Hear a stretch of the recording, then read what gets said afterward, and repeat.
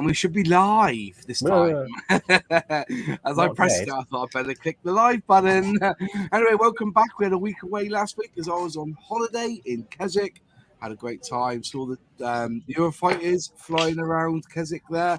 And there was also like an old vintage one flying around. It looked like a Spitfire, but it didn't sound like a Spitfire. So I was trying to find it on flight radar, whatever it's called, or that flight radar thing you get on your app, point it to the plane. But as soon as he come round, I was up there and I missed him. So I'm still trying to work out what that old plane was that was flying. It was propeller. So it looked like a Spitfire, but it was blue, I think, from a distance. So, but I still didn't know what it was. But if anybody knew, I think it was Tuesday of last week. If there's any vintage planes flying across Keswick, let me know in the comments below. But we've got 7 in the chat, including myself, which is good. Miss Modler, she's double booked herself, so I haven't seen. So she won't be on tonight. She'll be gaming. She's a gamer, so she'll be off gaming away. But I decided to have a bit of a chat tonight about scale. And so the question going out to the chat and to the group here is, what's your favorite scale and why? And I know there's going to be an absolute torrent of answers and why and how. And I was going to lay it on that I love 172 scale planes because I can build them within about a week or two. And that's the only reason. I'm a very lazy modeler and I get bored quite quickly. So I tend to build the 172s, maybe dabble in 148s. If it's a car, 124 for 135th or 132 for the cars, just because I like something simple that I can just focus on for about a week and a half, 2 weeks, then move on to the next one. What about you, Alex? Are you a kind of 148, 172 kind of guy? Well, I was always a 172nd scale modeler. And I guess in the last, I don't know, year or so, I've become much more into maybe 48 scale. Yeah, I remember you saying, yeah. Yeah, because I used to do 72nd because, for one thing, you can get a wide range. There's a huge range of 72nd scale stuff. Yeah. You can do small stuff and big stuff and compare them. So you get a true sense of the scale of like fighters to bombers, kind of thing. 48 scale bombers, kind of a bit big. Yeah. So never had the room for that, so it kind of put me off the scale. But yeah, I've been getting into 48 scale a lot more. Maybe it's because of my eyes now. Yeah. And for armor, again, I was 72nd scale, and I've been getting more into 35th scale. It's just what it allows you to do. Although 72nd scale is the only true scale. It's 176, isn't it? It's not 172, it's 176. Yeah. Is that right? I keep hearing this argument, and I'm not too sure where it comes from. So I've got Lexi knows her stuff. What about you, Matt, Captain VFC? Is it the only true scale? Yes. Is it 176? It's 172nd. With Airfix, historically, they were somewhere between 172nd and 176th, just due to basically being rubbish at designing things accurately and wanting to make it in 176th, but it's not either. But 172nd for planes, absolutely. 148th if you really want to wow people or yourself. Right now, though, because I wanted to be awkward, I have this 1/100th Zvezda Matilda 2 tank. Never. They can't do it for 1/100. What's all that about? It was 10 pieces, and I put it together in about 10 minutes. So and will you hairy stick that or hairbrush it? Oh, if I airbrush it, it'll probably blow away. So probably hairy stick. Small tanks, they do. Blue tax, your friend. To put it into perspective, this is the floor of the 35th Katie, and that's the box. Wow. I do have a little bike in 172 from Zvezda, and I looked at it and I thought, no, it's Russian. So I put it away. But yeah, it's 1/100.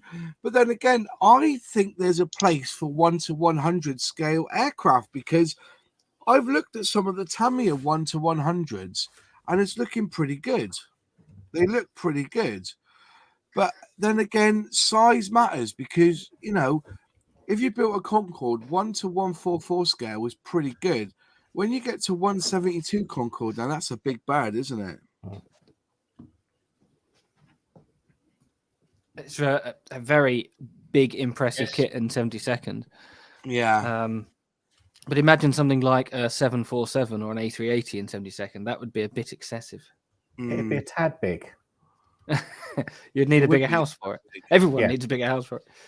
Yeah. What about you then, James? What's your favourite scale? 172nd for aircraft. I tend to build 148 these days because my eyes are a bit knackered. Yeah. And 148 for armour. 148th for armour? Yes. You're not a 135 kind of guy then? No. I was sold on the Tamiya. Let's have a look. Wow. That's pretty chump, isn't it? For 148th. I like that. Yeah. So yeah. Well, you know, with tanks, it's a bathtub, isn't it? You know, so you're building a bathtub with a turret. So I get that. I do get that. Yeah. So I tried building a 172nd scale armor, and it's bonkers. Yeah, it's a lot of work. But then again, if you get 135th, if you actually put it side by side to a 172 scale plane, it's not that bigger, much bigger, is it? Well, if you watch one of my videos, it's one on the Yamato turret. I put the Yamato turret next to a 135th scale tank. Yeah. And you get a sense of the scale of the tanks there. So let's have a look. Yeah, I'll have a little look at that video. If you send me a link, I'll have a look at that. Is it an old video? Is it? No, it's fairly recent. I think it's the. I don't remember it coming up on my feed. I think it's the part 1. I think I show it. Oh, fair play, fair play. So, John, Alec, what's your favourite scale? Because you do every scale going, don't you? Depending on where the mood takes you. Yeah, pretty much. So for armor, I think I'll always be sort of an armor guy at heart, and 135th is essentially the only scale I work with. I've done a couple of 48s, but 130. Same thing. You know, my eyes. Yeah, and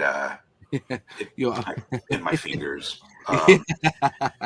For planes, I'm 148th. I 172nd scale for me. It's so small, and I'm just kind of a butterfinger, and I just can't work with them that well. So 48th and 24th. That 24 Spitfire. It's just for a little fighter. It's so massive. That I think that's going to kind of be a one-off. And then for planes, or for cars, 124th, 125th. Yeah. I don't think I've done many 124th for cars because Airfix cars were all 132. And the cars I've done over the years have been that sort of size, and you kind of get into your comfort zone. Like I just dragged this one out of the stash for my mate Paul Jones, so I'm sending this up to him. But when I built it, because it's an old kit, I remember the grill at the front was so bad with flash. What I had to do was sand the back of it of the grill so that it would touch like the flash inside, and once you do the back of it, so it's all flush, you lose all the flash. But it was an absolute nightmare. But that's what, that's what Airfix were good at for me, with their cars. The 132 scale cars back in the day were up there, and that's all we had. So when I look at 124 scale cars, I don't know which is the Porsche that I've got in. What's the Porsche that I've started working on this week? It's 124th. But when it comes to it, there's not a lot of difference in size because that's the 124th. It's not, it's, I do get that, it's what you're used to. I see Crazy Locker has said he's 48th for aircraft, 35th for armor, and 350th to 200th for ships, but I don't do shit. So what about you, Rex? Are you a 172 kind of guy or a 148 or... You're mostly planes. My kits are all 172nd. Although I got a few. I got that Vampire from you, that was 148. Yes, that's right. Hornet 148.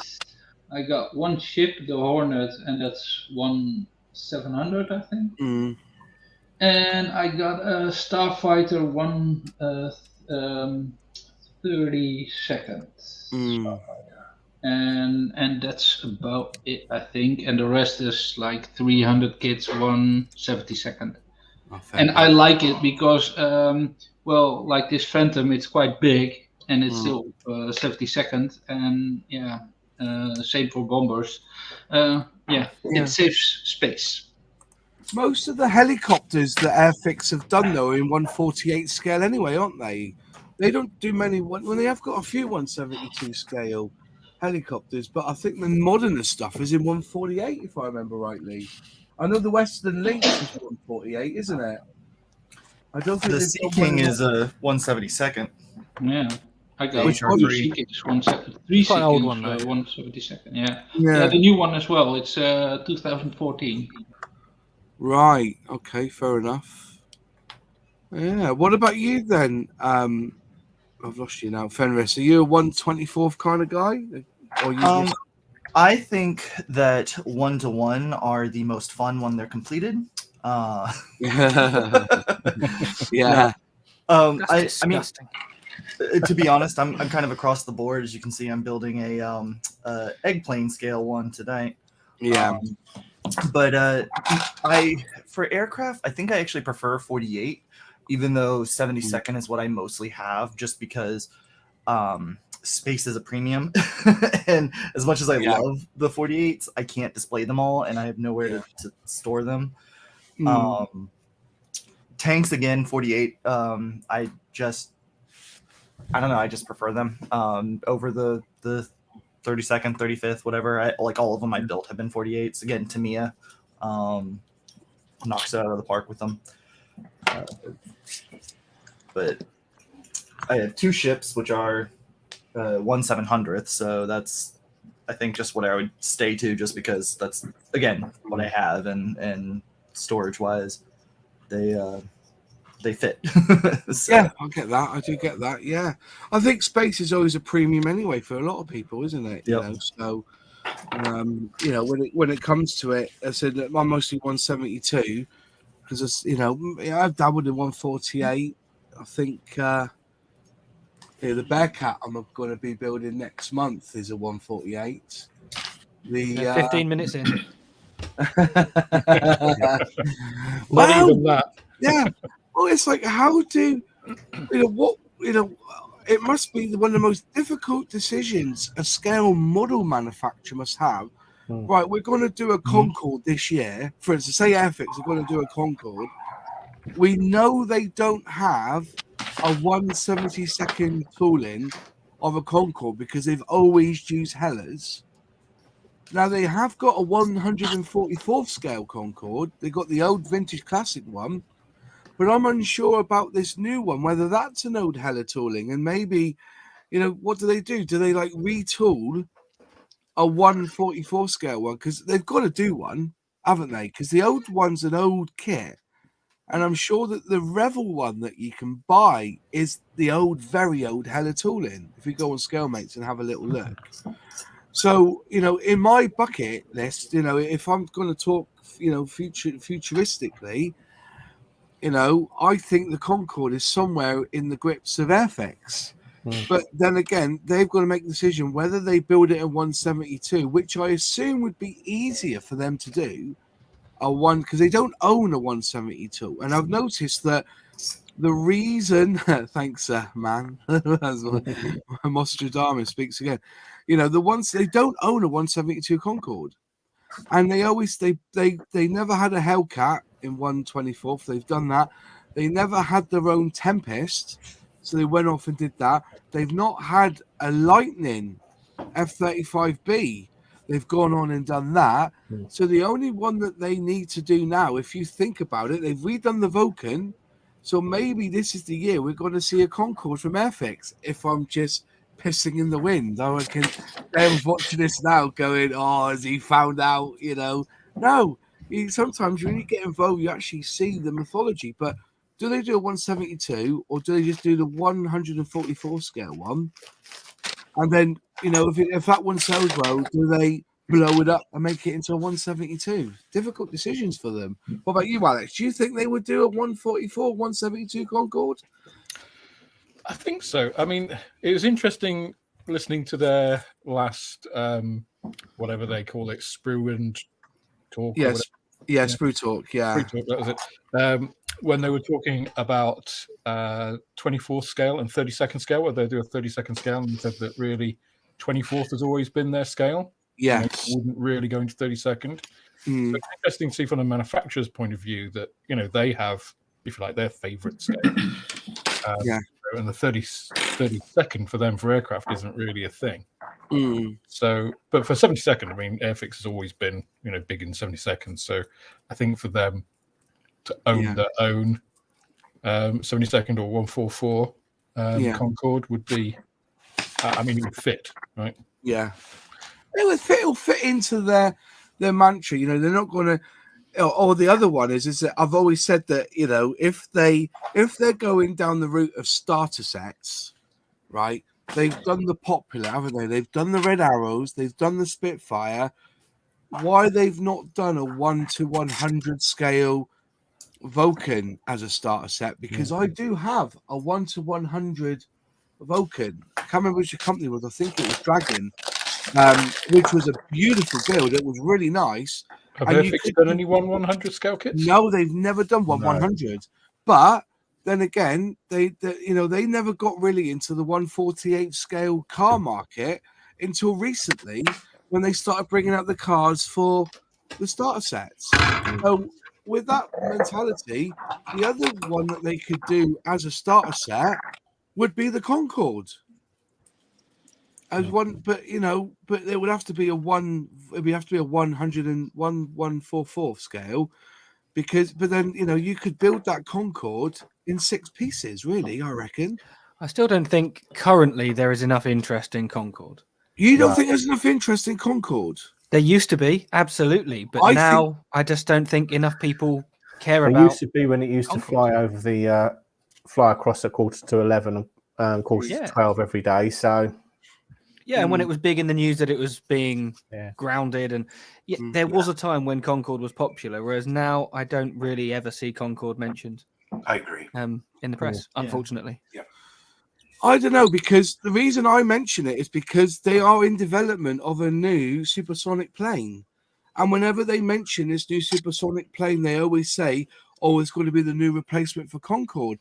So I'm assuming that will give you the ethos to do it, if you see what I mean. There's a lot going on in America with this supersonic transport, and that's why I just assume that Concorde will be on the tip of their tongues, because whenever they mention this new, was it called the Bluebird or something? I can't remember what it's called now. But this new plane that they're building, remember, and Rolls-Royce have put the hat in the ring into the ring for the engines, so it wouldn't be a big thing to do a starter set Concorde. Just put it out there, or start a set Vulcan. But this modeler's made a good point. I find it weird that when we think of the 1/72 scale Concorde is big, and that will be a problem somehow when the Vulcan, Victor, and Valiant sell out, laughing my ass. Is that what she's meaning? Yeah. So, yeah. Well, if they want to do quirky, they've got to do a Vulcan. Yeah. The Vulcan that was used as a test bed for the engines. For Concorde. Yeah, and they've never shied away from retooling something, because that's what they've been doing anyway. They've retooled the Spitfire Mark 5s, they're doing the 5B, they did the 5C instead. As I said, they did the Tempest because they never had it in their range. They've always used the Hella kit, and the Hella kit was quite a good one anyway. If I remember doing the Tempest years ago, it wasn't a bad kit from Hella. And it's available now if you wanted to do the Hella version of the Tempest. But it would be interesing. I think they do a starter set of either of those, a Vulcan or a Concorde. You'd have to go to like 1/280 scale or something to make it like small enough to make it financially viable. Really? Because the 144th Concorde. If you think of the starter sets they've got, they're fighters. Yeah. If you're talking gift sets, then like the Tornado they did, then 144 is about the same as that. But that's a slightly different prospect. And I get that.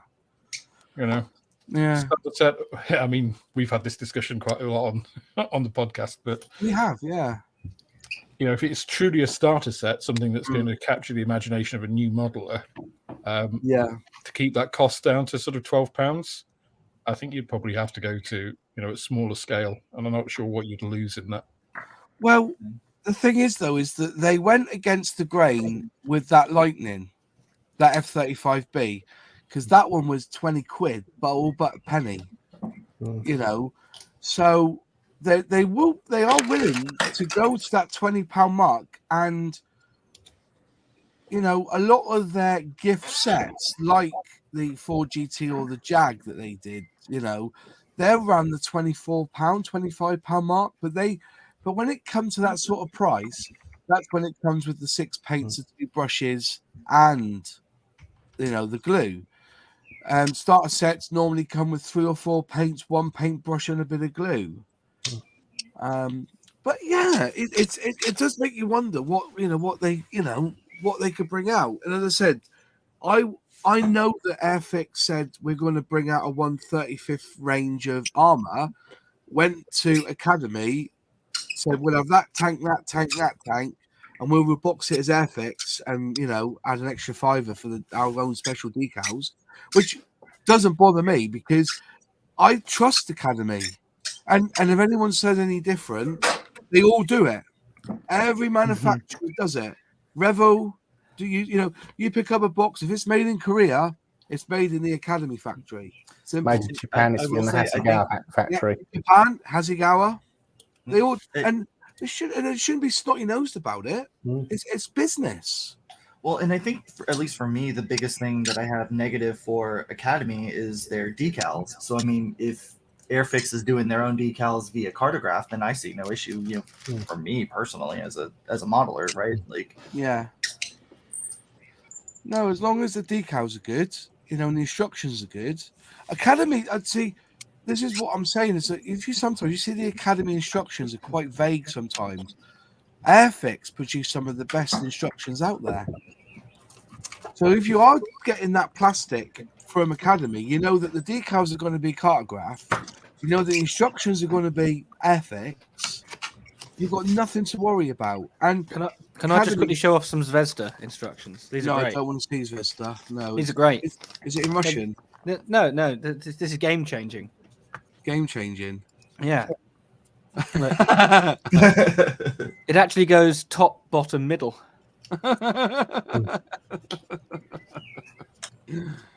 Anyway, sorry, carry on. On that note, more officers just said this: Airfix will bring a new airliner to market, not retool or new Concorde. I don't know.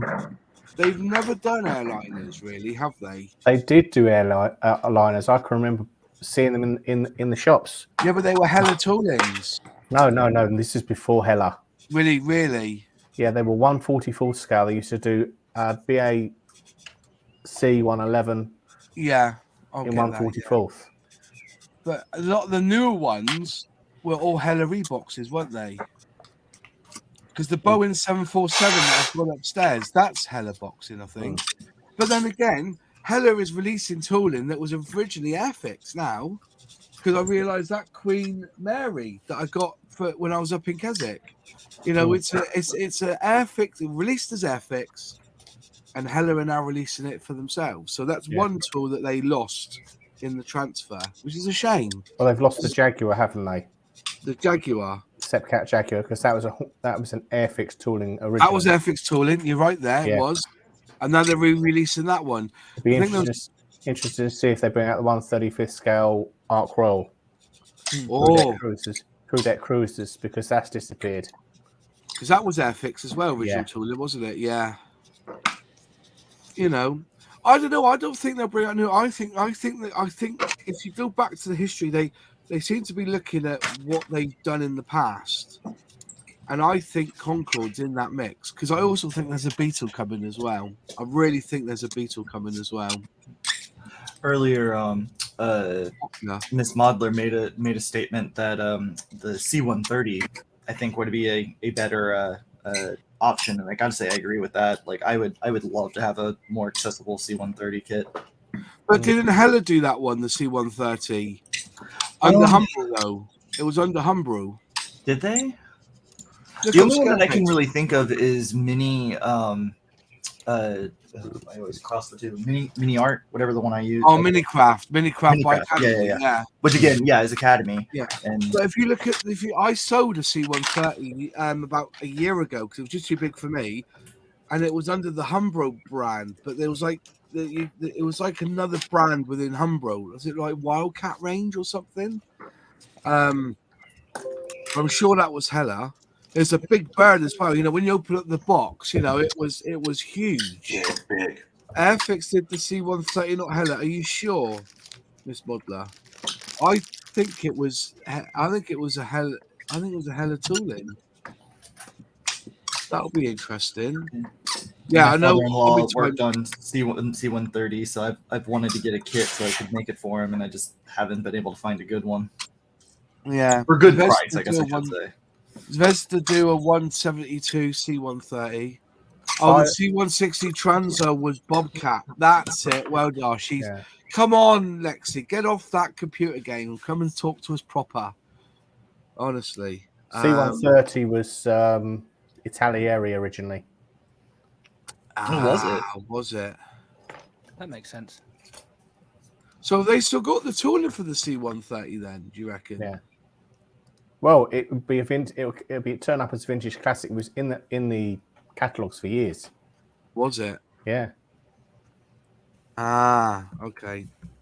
Yeah, C130. But the most recent one was an ex-Italieri tooling. Right. FX. So yeah, the Lockheed Hercules, wasn't it? That's the one. The gunship. Airfix. It was all Airfix. 1971. MCP. Tomy did one. USA Airfix guns. Yeah, I remember that. Last time they released that was 2002. So yeah, that will be interesting. Yeah, I still think the Concorde's got a point though. I think the Concorde's in there, and if they made it a starter set because it is an iconic British, you know, I know. Did I just say what 5 kits that you are expected to build in a scale modeler? Spitfire, Hurricane, Concorde, Vulcan. You know, I've never made a Concorde. I know you wouldn't. Oh no, I would. I just haven't. Yeah. It's a big white triangle. I can't really fit that anywhere at the moment. If they did the Vulcan as a starter set, the 1 to 100 scale that I had from Dragon, it was simply 2 halves together, and the wheels underneath. The detail was good. You spray it out, and away you go. Sure it was. Let me have a look at it. Of the silicone Vulcan. It was Dragon. He brought one out. I still do think though, like if Airfix did a Concorde, it would sell. Like it would sell really well. I don't think there's any doubt. I think the route they'll go down with it, if they bring back Concorde, is they'll do quick build first to test the water. Test the water. They did with the F-35, they brought the quick build one out. Yeah. First, and they brought the other one out. But the thing is, though, is that you got to remember, even though it's quick build is a totally different area to Airfix than Airfix themselves. I found that it wasn't actually Dragon; it was the Cyber Hobby 1 to 200 scale. That is Dragon. That is Dragon, is it? Yeah. Cyber Hobby is Dragon, is it? Yep. Okay, yeah, it is Dragon. So 2011 Dragon, then in 2012 it was released under Cyber Hobby. Yeah, so and that's the one that I built, and I thought it was a delicate, lovely little kit to build that. But yeah, I don't know. What's that, Hobby Time? You got much chance of getting a new Concorde as much as a new Bearcat? I don't know. You've got to look. They've never done a Bearcat Airfix. They're not likely to because it's not been in their range at all over the years. Even more reason to put one in it. But I was saying neither has the Lightning, right? Yeah, but Lightning is a new thing anyway, isn't it? When was the Lightning brought out then? 2000, was it? When was the Lightning first in production? They never had a Beaufort, did they? That was a new one for them. Yeah. The ferret. Did they? Yeah, but they went for the ferret because no one's ever done a ferret, have they? Yeah, that's what I thought. Yeah. I think they'll probably do something like a Lockheed Hudson. That's a good shout. Yeah. Yes. That is a good shout. Because obviously they had one. Italieri did a special hobby kit. Yeah. Which is quite a nice kit, but obviously it's a very well known bomber. It's at least it's a famous bomber, but it's not known for all the good reasons. Because it was used on the Coastal Command. All I'm going to Crazy Lockers just said new Concorde will be a slow seller, not that fast after initial release, no matter what format. I can assure you that anything Airfix release, you look at their pre-orders, they've done well. Like for instance, what did they re-release this year? Was it the Buccaneer? No, which one was it they re-released this year with new tooling? And they only the Tempest, wasn't it? Was it Tempest? Which one they did a red scheme for one of the planes? Which one was that one? They did a red scheme. Oh no, it wasn't a Spitfire. It wasn't red. It was silver. Did a silver scheme. For Tempest. Yeah. Was it a Tempest? They did that the following year. Yeah, post-war Tempest. Bang. Because Tempest sold so well, they've gone and cracked on and released another one. Yeah. And I think Mosquito. That sold really well when it came out. If you have the vibe, people will buy. And that's what Airfix are getting good at. Yeah, I think there's a market for the Concorde because how many decent 72nd scale Concordes are there? There isn't. Yeah. It's like the Vulcan. I mean, how many people today know about the Vulcan? As in like young people. I mean, it's a child. It's something of my father's generation, right? Yeah. So, as was the Concorde, really. Concorde's a little bit newer, but as Miss Modeler said, the Valiant, all the V bombers, all sold. Yeah. There's still that desire for them, and I think there's still the desire for Concorde. I think it's about the quality of the kit. If Airfix did a really good tooling of it, it would go around and it would sell. Why would you assume that young people would need to know about it? Surely the average age of this hobby is not. Well, exactly. Why is it that they keep selling Spitfires then? The average young person don't even really care about a Spitfire, but they keep on selling them. Can you not badmouth Spitfires, please? I'm just saying. The Spitfire is, I think, going to be an exception to any argument because Spitfires will always sell, no matter how old they are. Everyone knows about them, but that is, I think, a unique. Everybody knows about Concorde. It's only been 20 years since they grounded Concorde. So the thing is, Concorde is an iconic aircraft. It is the only supersonic airliner. Well, I mean, TU-144, but I mean that was dreadful. It had like a 2% accident rate. Yeah. Paints in Hardy scale models. Nice to see you, my friends. I saw you flight history that got the Concorde ski. Well, the Concorde ski, because Vesda do that one, don't they? Yeah. I'm just laying it on there because when it comes to favourite scales, if they brought out a 172 scale Concorde, I would have a warmthness in my loins if that came out. You know what I mean? I'll definitely be using up me hobby points, me horny hobby points. You know what I mean? Me hornies. So I'm definitely using them up to buy one of them. I'd love to see it. I really would. And I don't know if anybody else has got a 172. Revel have, don't they? But it's dog shit in it. Or was that the 144 is dog shit? That's Rebel though.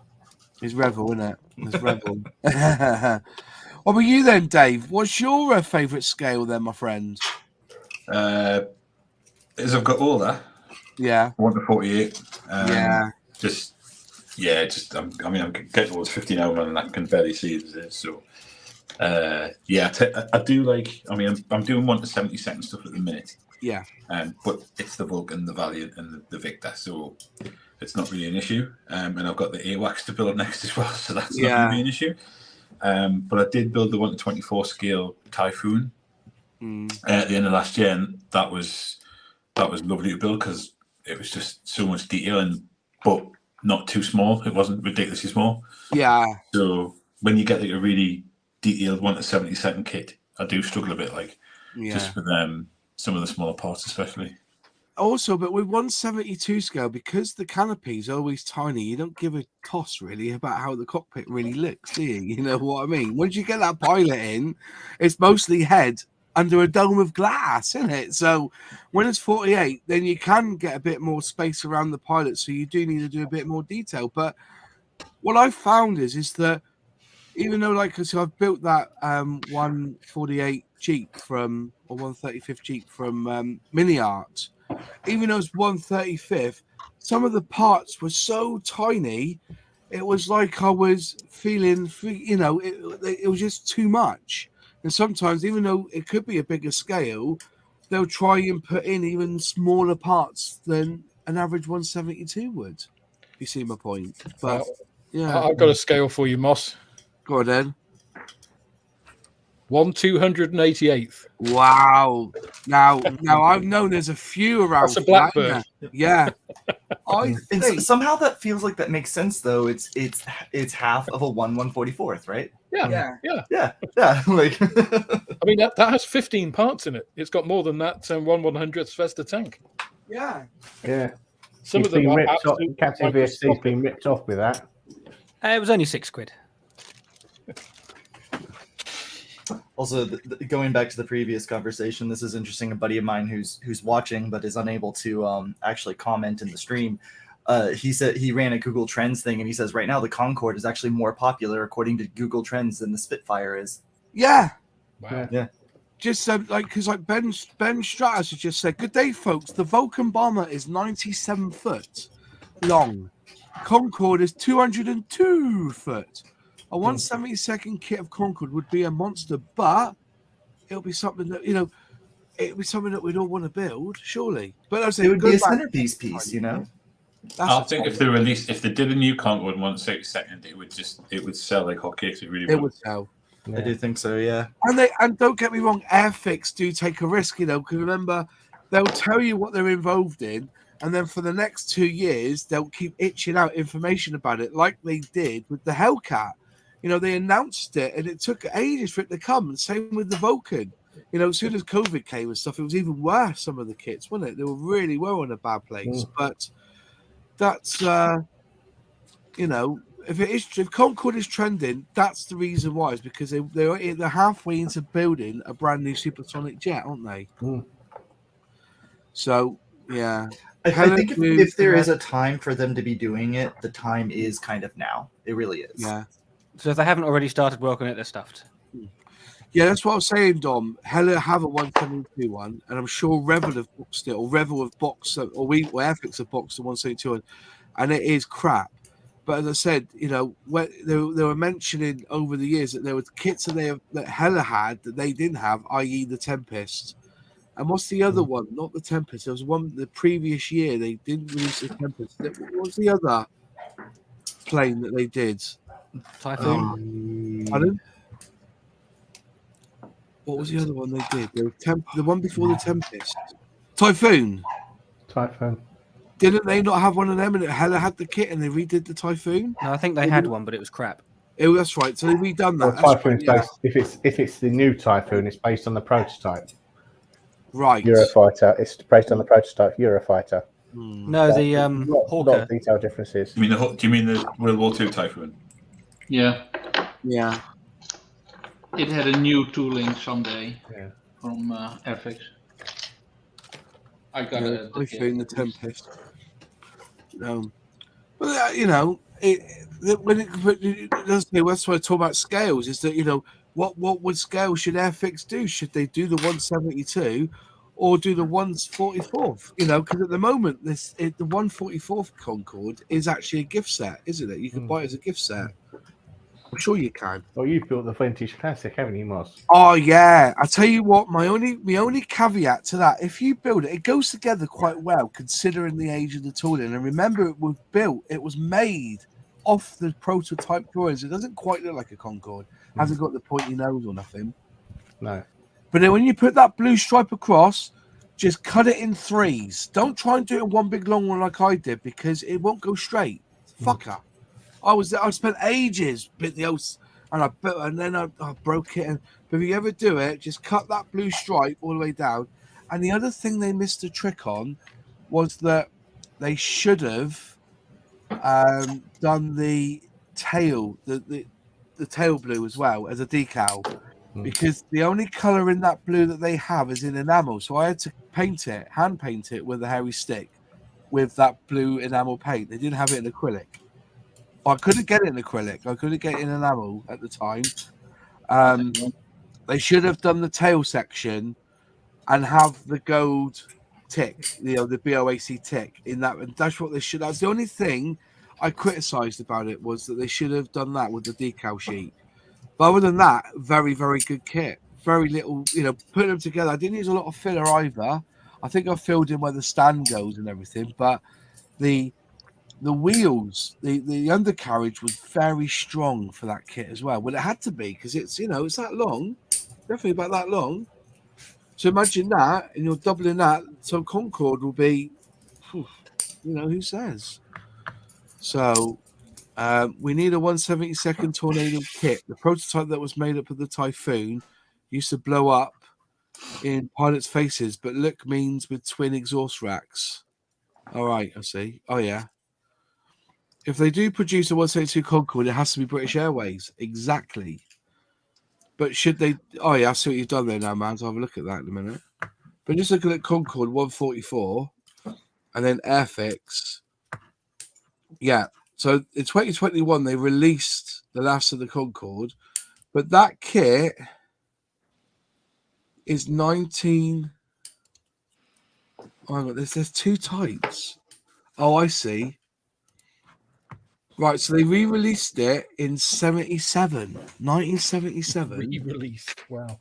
So that they released it originally in 1966, the vintage classic version. So the one off the drawing boards in 1966. Then when it started flying, properly, and they had a proper, before they had 3D scanners, I suppose, they new tooled it in 1977.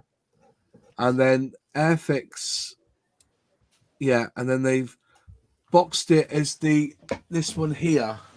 So this is the one that I've got in my stash. That one there. So that's the 144th one.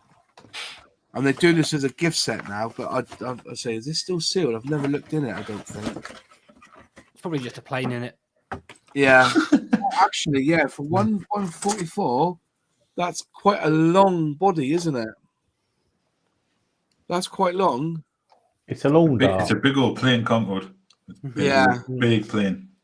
So if you did that in 172, you're looking at double that. Oh, I'll just drop the bit. Fuck it. Yeah. Oh no, on the floor. It's gonna wind up right next to the quad seat. I was going to crimp then. Was it the seating? Was it the seating? No, it was a little wheel. But yeah, but that's the kit. So I will say too, that's still pretty big. Yeah. I mean, and there you go, and there's the decal sheet for it. So yeah, it's I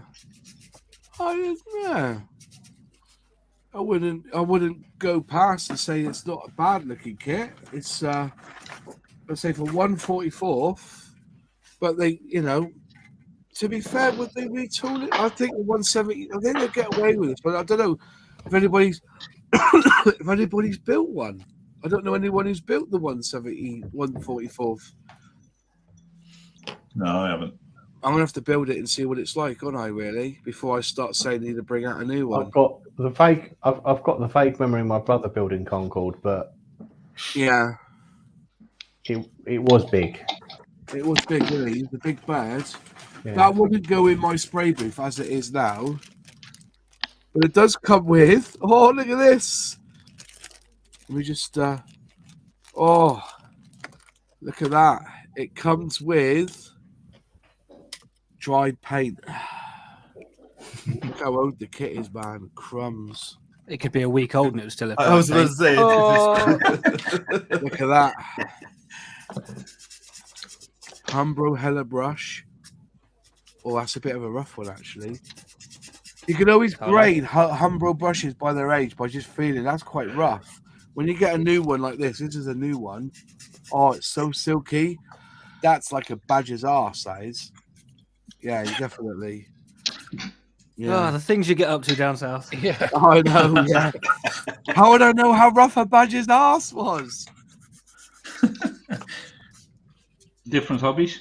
Oh, the glue's still glue's still wet in this. Yeah. Oh. Why do you think Mozza's got TB? TB. Now he's sniffing glue.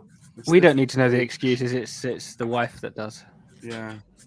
Coming back stinking of badgers again. Can I just say, I don't know how they expect me to paint that kit with that amount of paint. I'm gonna have to build that, aren't I? That Concorde and see how well it goes together. Is that all you get? Yeah, one pot of wet paint like that. That's a joke. It's symbolic. That's why it's solid. It's a symbol of what you need to go out and buy. Get this color. It's very concentrated. I think this was packaged during the Umbro era when it was owned by Umbro, not the Hella era, if you know what I mean.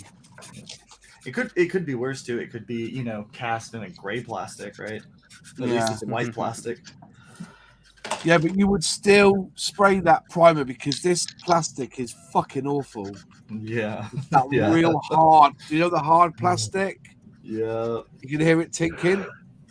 Yeah, Lexi's owl was made of. Oh yeah, definitely that. Let's not talk about that owl. I was only halfway watched the video because I was getting ready for this when I put it on. Let's go back to the comments here. Is there any other scheme, Mr. Smith? I don't know. All various schemes. I've seen what airlines port side as well. Ah, okay. Robert, it's actually Longy Italieri. That's how you say it. It's Italieri now, isn't it? It used to be Italieri, wasn't it? Because it was they cut it down, didn't they, to Italieri? Scary, more like. Yeah. I've heard it said always. Even the Italieri bloke on the screen has said it differently. We should just call it Ian. Ian. Yeah. Here's one for you. Martin B says, would love to build a 132nd EE Lightning F1 F1A. Not many good kits on the market. Well, we were talking about the Lightning. Somebody mentioned months back that a 124 scale Lightning would be really good for the 124th range. I'd be epic that, I'd be straight into that. You would, yeah. I love the Lightning. Beautiful. Fuck it out, don't I just? Yeah. Get to That would be a big kit. That would be a challenge to paint in natural metal. Yeah, I agree. You would just chrome it first, wouldn't you? And then put a black filter on top of the chrome, wouldn't you? Or wrap it in that foil tape. No, not that foil tape. Fucking foil. Apparently, the 144th Concorde is a good kit. That's the Airfix one, is it? But I'm just saying, this is 77, so it's 45-year-old. Would it be that accurate? Because nowadays, when they scan it and everything, they can get the accuracy almost spot on. I'm going to have to build it, aren't I? Hang on a minute, it's got the Airfix 1976. It's what I love about old kit. Can you see that? I'll put to screen that says Airfix 1976. Let me go big a minute. Let's go big or go home here. Hang on. Go big. Airfix 1976. So it's a 40-year-old kit, and they've retooled lesser kits, haven't they? Younger kits than that. Wouldn't the wingspan of the Concorde be narrower than the Vulcan? Oh, that'd be interesting to know. ACF Nugget. I built the 144 scale Concorde years ago. Not a bad kit. I've noticed you spelt it without an E. Get out of the chat. Yeah. You're not welcome. We have no French or EA, you know. He's a heretic. It's a heretic. Didn't we shove the E on the end, or the French shoved the E on the end, didn't they? French shoved the E on the end. Yeah.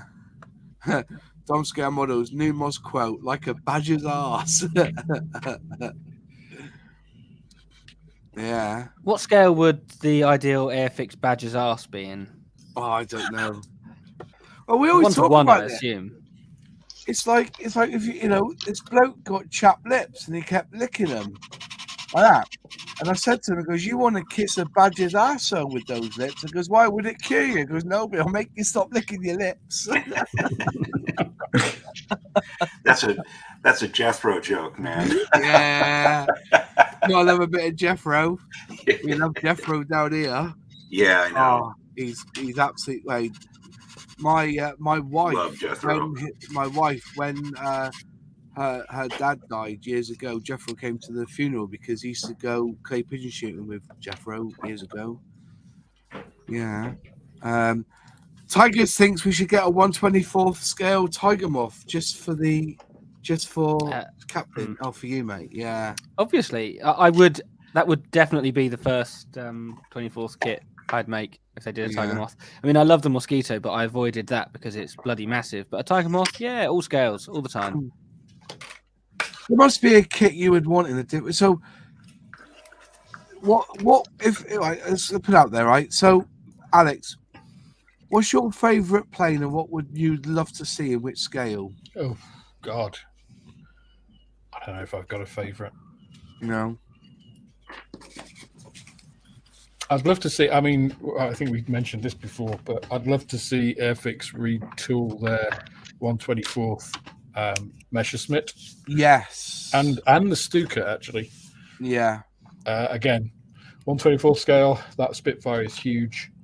Not my scale, but definitely if they did a 109, yeah, I would. I'd get that. Yeah. I would like to see Airfix release a Ford GT in 1/48th scale. I'd like to see that. I think that would be a good one. What about you, Fenris? What sort of scale would you like, and what plane or what vehicle would you like to see that they haven't done already?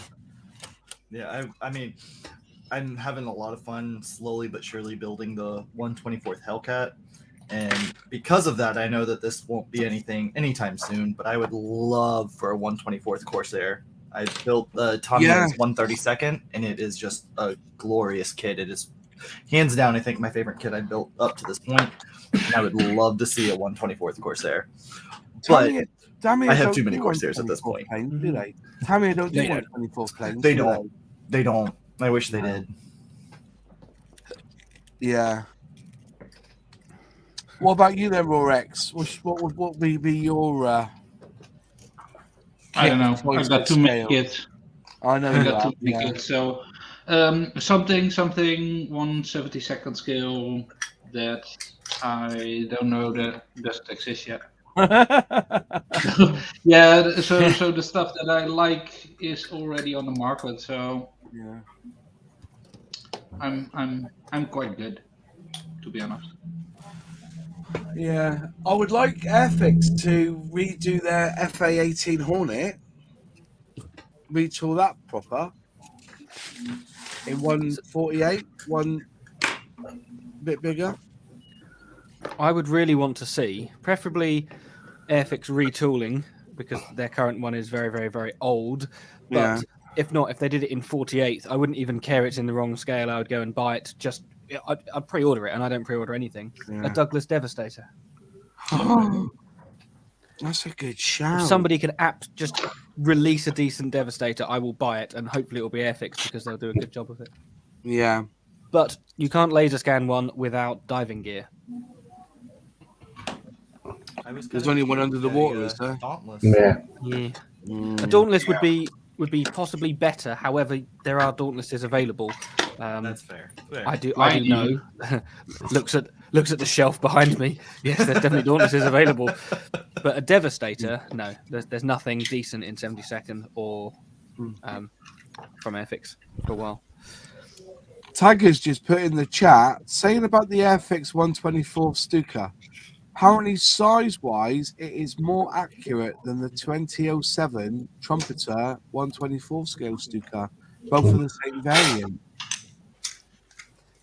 I believe that, but I also just have had bad experiences with Trumpeter more than I have with Airfix. So you're a fan of Trumpeter, aren't you, Alex? Is it you that? I mean, I like their armor. I like Trumpeter's armor. Yeah.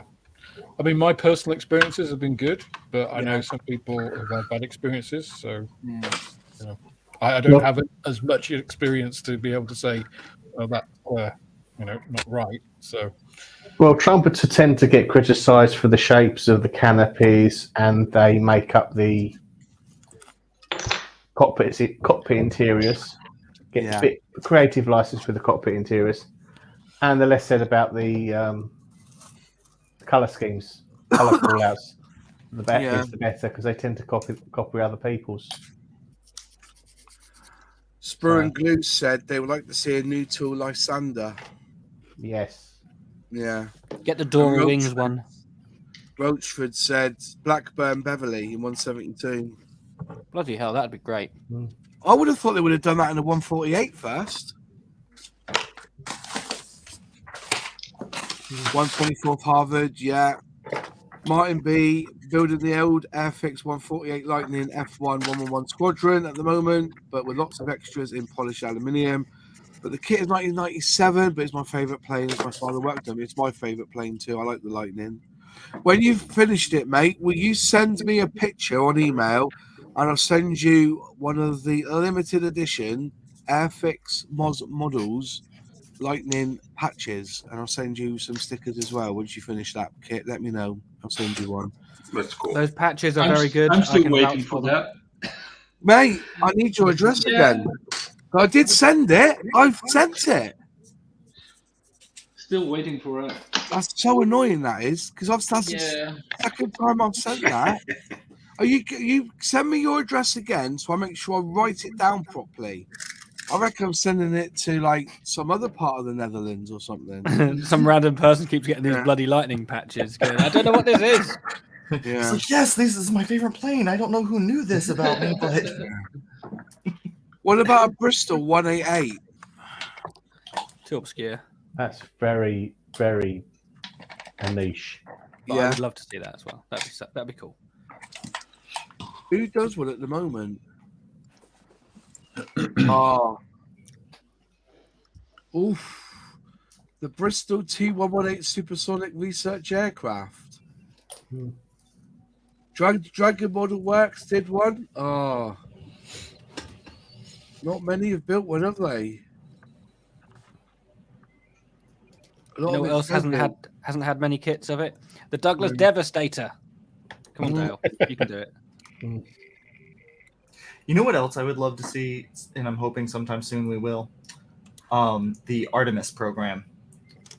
Getting a kit of the Artemis 1 rocket. Yeah. But I know how that is with space models at the moment. I don't know. I don't see why they just don't look at a model of the SpaceX rocket and do something similar and call it the Future Rocket to the Moon package. Yeah, or something with Blue Origin. Like, there's a lot of stuff there. Everybody else don't care about licensing. Airfix do, but Gecko didn't, and they still released that. Katie, they need to do more space. They need to do more space. Yeah, the space sci-fi stuff is really popular. There's, kind of a whole genre of that. Yeah, there's folks that's all they do. So it makes sense that real life space should also have somewhat of a, audience, right? Oh my God, you believe in space? The Earth is I flat. love the fantasy of it. Even if it's not real, it's still fun to think about.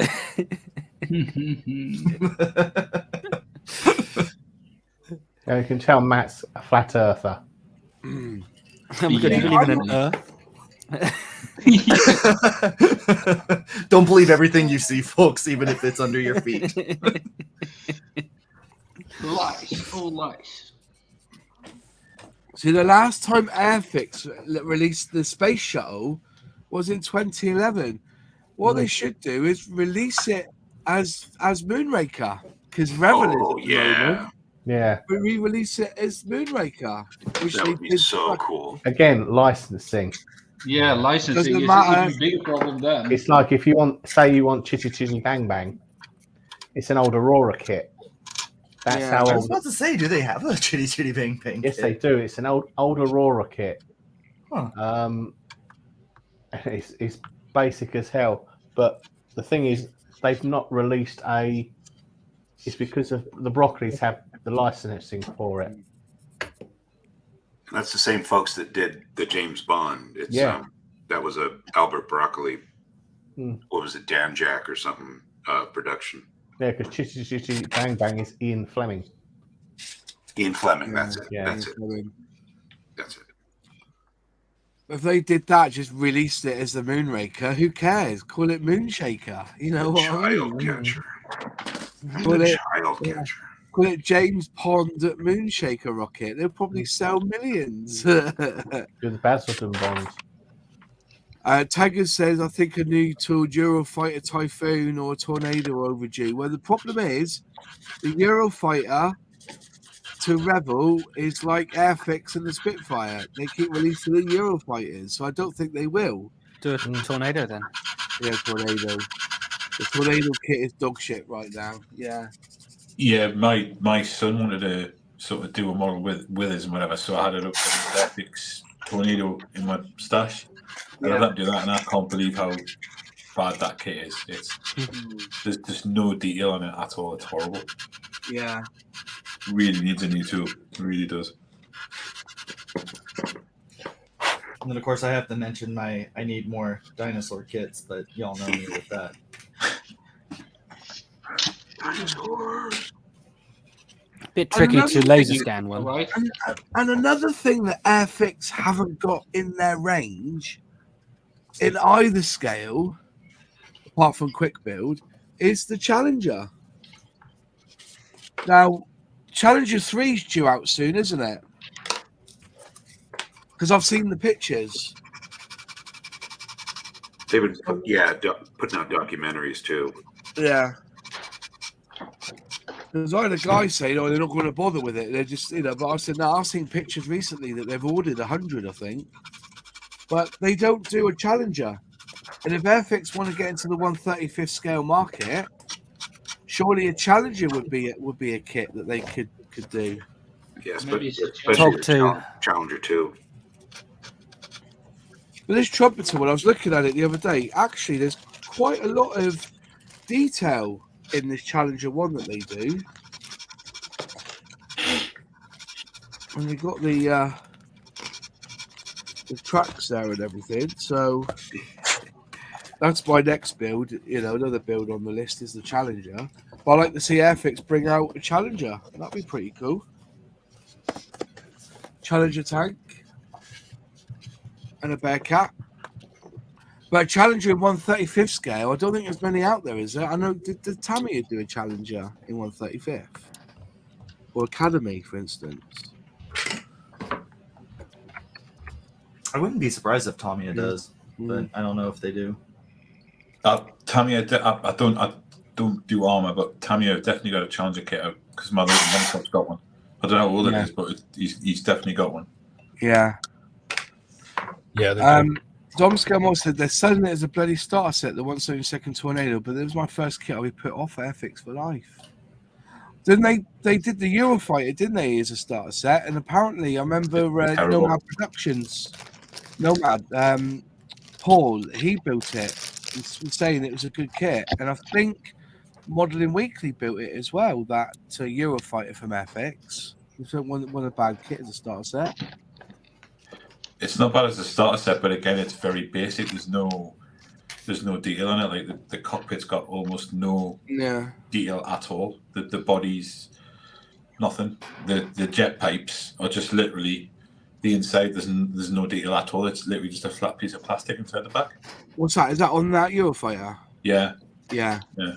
It's not a great kit. Like it is. I mean, it's great, like the starter kit or something like that. But if you wanted to make it like a really decent one, you'd be putting a lot of sort of scratch building into it or looking for aftermarket stuff. That's interesting. The most modern British take Airfix have done is the Chieftain. That does make sense, doesn't They it? did do a Challenger 2. Who did? Airfix. Challenger 2? But it was the Tamiya kit. Did they? I'm just looking on Scalemates. Did they do a Challenger 2? I didn't spot that the other day. But it was just it was just reboxed of the Tamiya one. Well, that's all right. Was that 1/35th scale? Was it? Yeah. Should be decent if it's Tamiya. No, I'd like to think that it's the one that Tamiya know that they messed up, and so everyone buys the Airfix one and goes, "Oh, Airfix are terrible. I'm never buying them. I'm sticking to Tamiya." It's all a scheme. Hidden agenda of Tamiya. I wasn't Tamiya. It was Trumpeter, wasn't it? Not Tamiya, Trumpeter. Oh, that's no fun. The Airfix one? Yeah. No, Tamiya. The 2004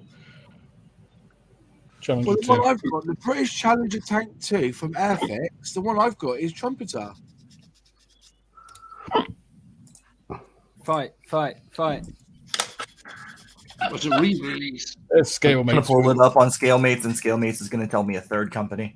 Yeah, Tamiya, Ravel. yeah, Tamiya Mr. Craft. reboxed the Trumpeter one, it looks like. And then Ryefield Models this year have reboxed it again. Looking at the 135th or the 153rd. 135th.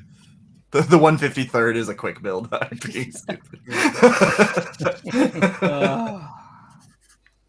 This is a There you serious modelling discussion, Fenris.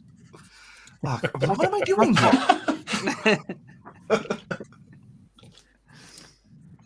So there you go. That's it there. Trumpeter, new tool.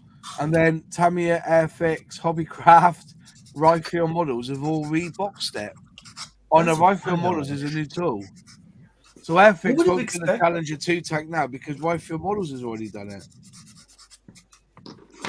That's wild, because I would have expected Trumpeter to rebox at Tamiya, not the other way around. Yeah. Yeah. Well, Tamiya reboxed the Talaris F-35, didn't they? Yeah, that's fair. Yeah. Tamiya reboxed a lot of Italieri kits. Yeah. They usually state it on the box. Hi, Terry, Hobby Barn. Hope you're well. Hazigara do a brilliant 172 Eurofighter, and it fits like a dream. Yeah. Trumpeter. Somebody say Trumpeter as well, but no, it's Trumpeter, then Tamiya, then Airfix, and then Ryefield Models has brought out a new tool in. So I don't know what that one's like, but knowing Ryefield, it'd probably be so fucking complex. It'd be like building mini art. Never built a Ryefield model, but I always think they're a bit on the expensive side. Yeah, me neither. I wonder how much. Where are they from? Where are they from? I don't know. Ryefield Models. I should tell you on Scalemates. They're Chinese. Chinese. So basically, it'll be reboxed as Hobby Boss at some point, there, won't it? Yeah, probably. Or border model. See, the Jadlam was saying them for 50 quid. I thought that Hobby Boss was like connected with Trumpeter, or was that like Speak to Alex. Alex knows it. There's a friggin' name. It's one name. Yeah, how'd you say it? Well, I don't know how you say it. But phonetically, it looks like Zhongshan Yatai. It's the parent company of both. It's a science company. They make electric motors for boats, among other things. Wow. As well as owning Hobby Boss and Trumpeter. Martin Beecher said a good 148 RAF seeking Puma and a good size 1991 Gulf War Warrior would be nice. Somebody done a Warrior from the go, haven't they? Did somebody do a Gulf War Warrior?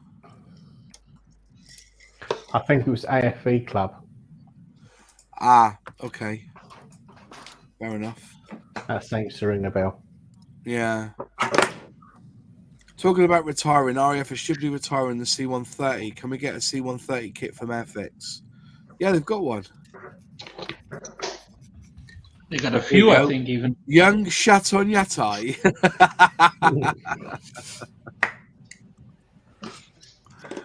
Zhongshan. Yeah. Normally, when it comes to Chinese, I just normally blurt out numbers on the side. Like, you know, I'll have a 176. Can I have a 122 with a special fried rice, please, with extra barbecue sauce? Does anyone know the best 172 Tornado, Revell or Italerate? Well, it won't be Revell. Don't know. I've never built the Tornado. Same kit. Same kit, is it? I have no idea. I'm just guessing. Have a look. Man, some young cock. Yeah. Cream from a young fun guy. That's what was that again? That was wasn't that Austin Powers? Yeah, I think so. Cream of a young fun guy. Yeah. Wyong Shang Yati. Oh yeah. Zhong. There's a warrior kit out from Afghan bar armor. What the one that I got the other day?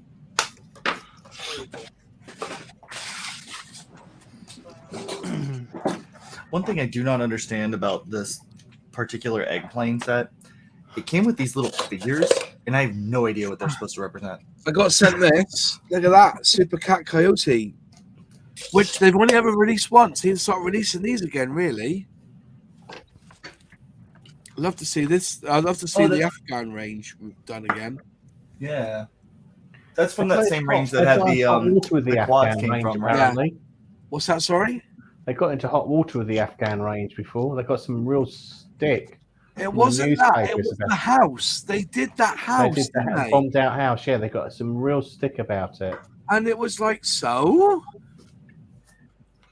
Yeah, they got some, you know, and it looked like a clapped out house. That's what it was. But, you know, loads of other companies do clapped out houses from World War II and stuff. Mm. But I've got about 5 of them because I picked them up for $5 each. 5 of those Afghan houses. I've never built them. But yeah, I'm looking forward to getting me chops on this one. But so this one was released back in, I'll tell you the date on here. It's skill level 3, mind. So it's going to take some building. Is it 148? Yeah, 148. They did a 148 range because I did the quad bikes, didn't I? Mm. And for 148, they're tiny, but it was really good fun building. Really good. They should release that range again because it must be 20 years for Afghan now, isn't it? Afghanistan. Operation Herrick was 20 years ago, wasn't it? 2001, wasn't it? Well, they missed that then. Or was it 2003? Sorry, maybe. Yeah. Yeah. So it is 20 years then. So you could release it this year or next year as, you know. And Super Cat is at the other side. Is it like somewhere near Dunk as well, isn't it? Down in Devon. Super Cat. Taggers, not like Moz to have an Airfix stash. Yeah, I've got a few. He has a cave. I have a cave, Airfix. Well, I'm trying I'm gonna have to dash off. I'm sorry, just got the kids calling. So no worries, mate. Nice seeing you, my friend. See you Be well, guys. You be well. Cheers. Cheers. Yeah. It does need to make a comeback. It does, because it was all good stuff. And I said I had so much fun building those quad bikes. Apart from the fact, I've got them in. I'll put them up in the library. Apart from the fact that I lost that bastard seat and I could never find it again. But the money now, that quad bike on eBay is 38 quid. 38 pounds. Unbelievable. So Operation Herrick was 2002 to December 2014. Well, they could re-release it again in the 20-year anniversary. I was gonna say if they wait to 24, it could be the end of it, right? Yeah. Yeah. I tell you that's another thing, Moss, that comes into me with scale is how much kits are. Yeah. So what was it that I was looking at? The indigenous Indonesian fighter. I can't remember what it's called now. But getting a 72nd scale one of those, I think you pay £2 more and you get a 48 scale. So I'm not going to buy a 72nd scale, even if I prefer that, but I can get the 48 scale for a couple of quid more. Yeah, so I never thought of it that way before. You know, so sometimes it comes down to that for me. Yeah, Tamiya pricing is quite like that because Tamiya's like things like the Mustang, the single engine stuff is not that expensive, much cheaper than the Airfix equivalent. But the tooling's old though. That's the problem. Tooling's 1990. I would like somebody to look at Tamiya kits and tell me if they're as accurate as they make them out to me, because apparently they're not.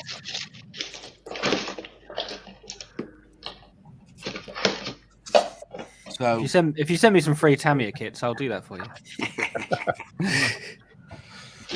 So I'm Yeah, going me to too. 3D print my own 124 scale Airfix Bearcat this week. Saying that though, a bit of a project for me this week.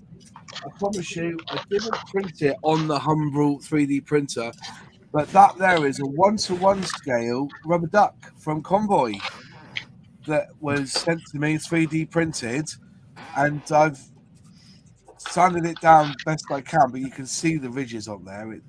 I've given it.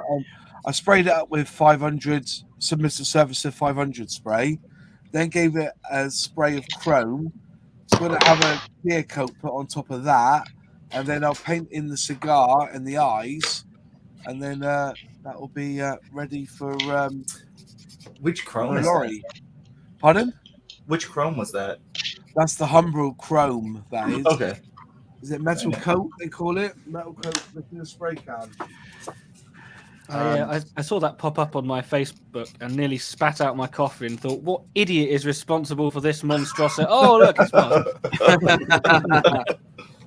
And another thing is I bought these dropper bottles from Amazon, and inside you can see the pipette there says 1 milliliter. So if I wanted to accurately put thinners into my 3 milliliter starter set pots or whatever, so if you know that you want to do a 50-50 mix with the Tamiya lacquer paint, you could put it in a bottle.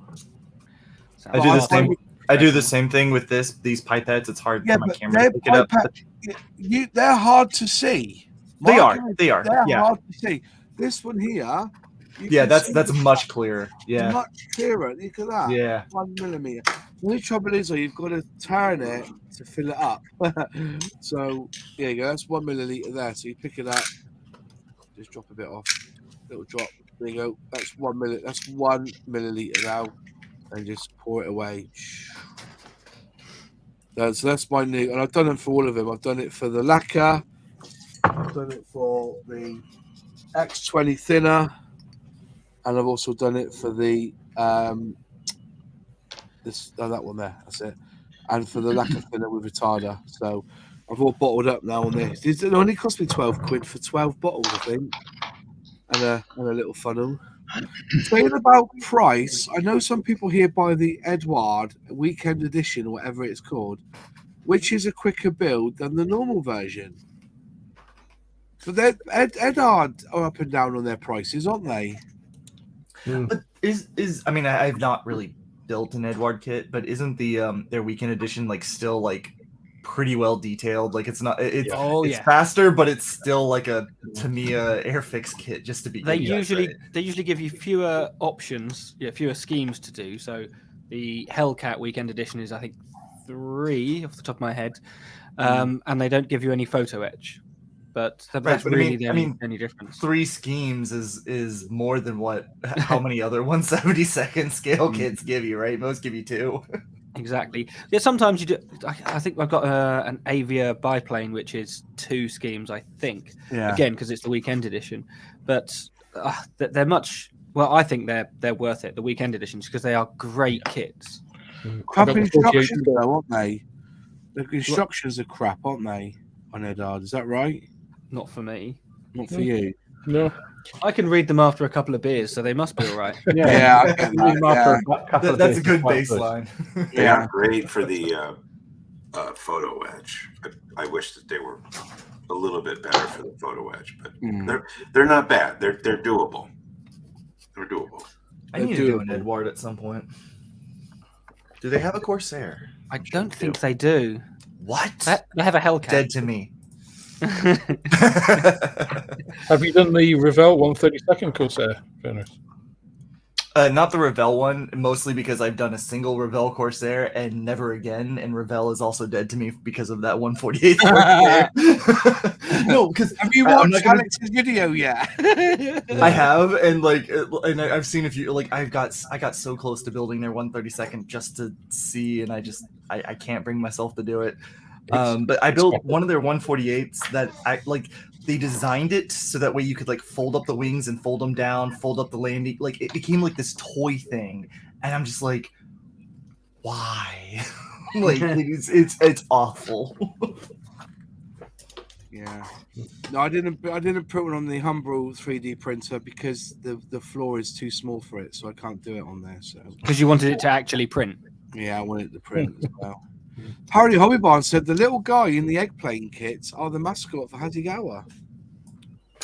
Yeah, I was confused because a lot of times they have anime characters on the boxes, and then it was like, why is this character not matching the character on the front of the box? That they had an actual mascot. That makes a lot more sense. They have a woman on the front, don't they? I mean, some have guys, but yeah, most of them. The Mickey and 1.5. The Mickey and 1.5's got a woman on the front, isn't it? Yeah. I thought they all had sort of an anime gal on the front. Yeah. But this was the figure that came with it. I'm like, that there's a little bit of a discrepancy there. Yeah. Building a Saudi Strike Master at the moment. Oh, fair enough, mate. Ooh, nice. We've had quite a few suggestions. I'd like to see Revell bring out some nice kits this year in whatever scale. I think they've lost their way. But then again, what's Tamiya really brought out over the past 3 or 4 years that has really, apart from, the Lightning, I've heard people say different pieces about the Lightning. I picked up their Lightning and their Hellcat, and I haven't built them yet. I've just looked at them, and they both look great. But those are really the 2 super huge standouts that I've heard over the last couple of years. Yeah, they don't seem to, I think Airfix is just playing the long game. They're going out, they're producing kits, and the Vintage Classic is its own range in itself. Just look at this Riffield Models Challenger tank. Frig me, that's a lot of work in there, Yeah. Crumbs, there's a lot of work in that. I'd like to build one of those Copper State model. Actually, I think Zinsan's building a Zinsan scale model is built the Riffield Challenger, and it's basically like a mojo for it. There's so many bits for it. Cheers, Sprue and Glue, appreciate that. Is that right? 1/48th Edard P39 Weekend Edition, 15 quid. Wow. Yeah. Bargain. Oh wow. Yeah. Where's that? By 10. It's really, really nice. I think it's 1585 or something. 16. Gosh. You lied. Yes, it's not a good value anymore. I've duped you all. It's all bloody snake oil. Just looking at ScaleMates, and since 2020, Tamiya have only released 36 new tools, and a lot of those are cars and bikes. Yeah. In terms of aircraft, Phantom, F-35, that's it. P-38. Yeah, the P-38 should be.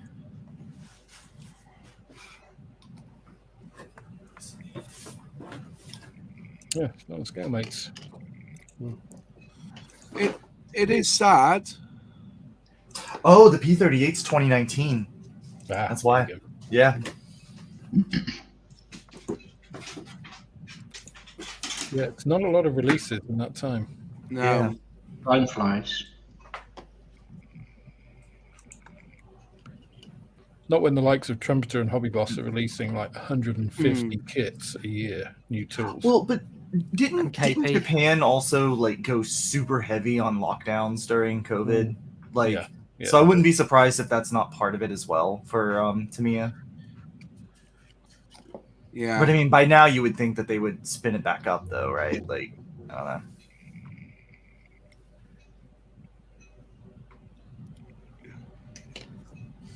Also, this Triceratops will not glue even with super glue. It's extinct Tell it off. one. Tell you what, I'd like to see more of those old Airfix wildlife kits. Do you remember those?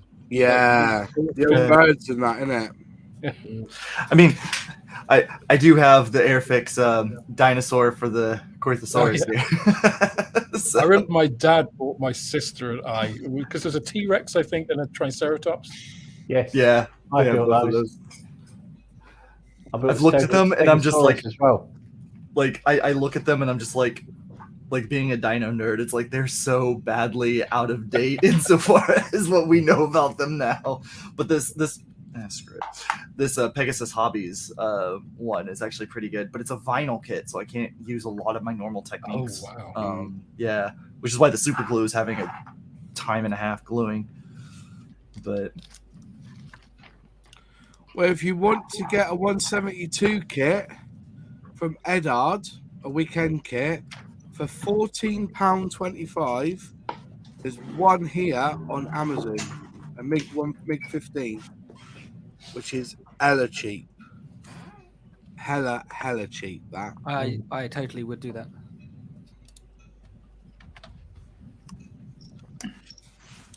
I've put it in the chat. And Edard, they came 7,459, and it's the checkered finish on it. Yeah. Molded color. As long as it doesn't rain anymore, I can. That's a hell of a kit, that, I tell you. That's a good price, that. yeah, right now my stash is too big. I have 8 kits that aren't finished. That's not a stash. That's my rucksack in the first hour of a mono show. I've got 8. That ain't a stash. When you start walking into the house and you hide it from your missus, that's when it becomes a stash. I've got May or may not be happening, but you know, Ain't a stash is too big. I've popped out one lunchtime for a coffee and accidentally bought more kits than that. Oh my tell you, I shit 3 kits in the morning. Honestly, I get 8 in my stash is too big. Fucking hell, honestly. I've got more 50-litre storage bins of kit than that. In fact, I've got more than 3 times that. Frig me, man. Yes, I've got a bedroom full of kits. I honestly, my stash is more limited by my floor space than actually anything else, and I'm in That's what a loft is for. Well, we don't have one. Like everything has to stay in my office, and it's like 8 foot by 10. So like it is super. It's like a closet. So That's what adoption services are for. Sorry, that's not. Yeah, and it's more shop, more take over the little one's bedroom. Sorry. There you go. Pete Mathers has said, to be fair to a Tamiya, there isn't much they have released that's horrible to build, and no one will ever build their entire back catalogue. So do they need to release new tools for the sake of it? Sometimes it's about the accuracy.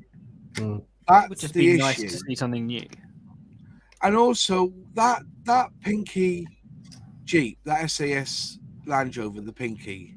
Is it called the Pinky? Pink Panther. Yeah, the Pink Panther or the Pinky, whatever they call it. I know the SAS called it the Pinky, I think.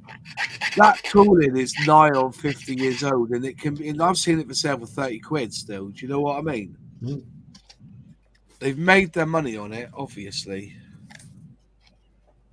So, well, but I guess the other thing too with Tamiya though, right? Like they also do RC cars. They also do right, like they have so many other hobby areas. Whereas like Airfix, it's like comparing Tamiya against Airfix, Humbrawl, Corgi, Scalextrics. You know that as a whole. That's a good question. Let's put this out to you. Can all have your 10 pence worth on this one here. Do you think the Airfix 172 F35B compares to the Tamiya Italeri one? Well, it's a starter set, so no. There's no weaponry on it for a start. You've built it, haven't you, Alex? Well, no, but I've got... you ordered it, have you? I've got every single 172nd F35 available. I'm going to do a review on them all, compare them all. So. Oh, fair play. The thing is, though, is that, like I said, it's chalk and cheese. You wouldn't give the Italeri or the Tamiya one to a beginner, would you?